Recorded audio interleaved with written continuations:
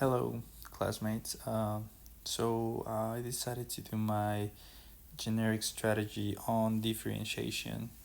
So let's start with what is it? Nowadays and also in the past, businesses that won a large market and they're trying to compete on uniqueness, they're using a differentiation strategy.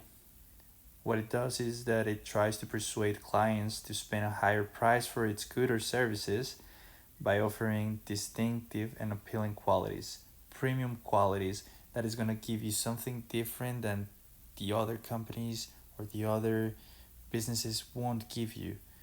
Um, Using a differentiation strategy, it's super important that you use brand building and a lot of advertising. So a very good example is Disney.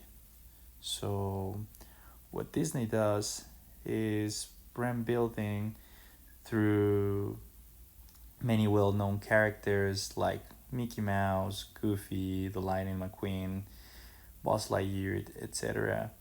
Um, they do their duty is to differentiate their merchandise, the theme parks, and the movies. They give us a unique experience.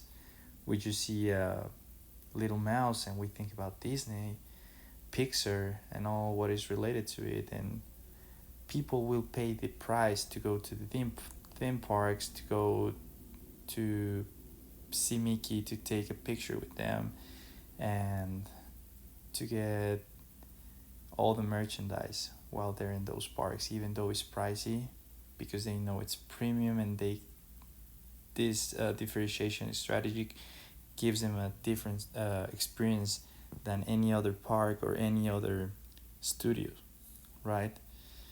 Another good example it's FedEx, Nike, um,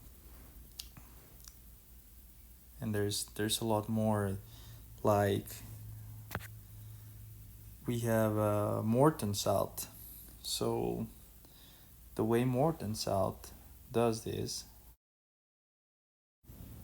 so as I was saying, Morton Salt does this by advertising and brand building. It is crucial to communicate the value of these features to our potential customers. Um, this iconic brand of salt has differentiated its salt by building a brand around its iconic umbrella girl. And the slogan, when it rains, it pours. Simple things like salt can be sold at a premium price, making a big effort in brand building.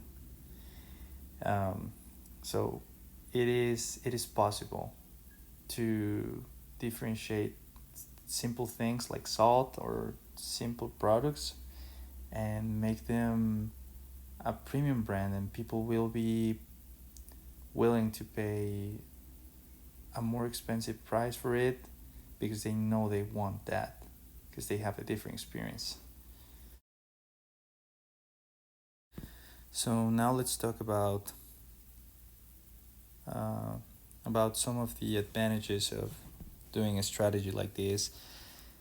If we do it right, we will have buyer loyalty, and the customers won't care paying a bigger price for the product. They won't be price sensitive.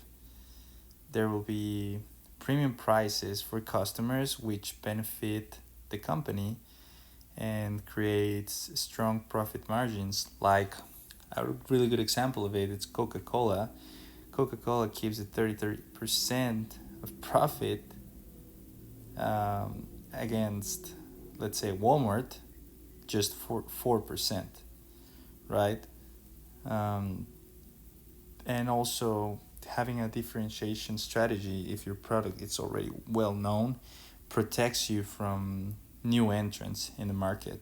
So that's a great thing because it's very costly for them to become a brand, and it takes a lot of time, right? So that's a good protection there.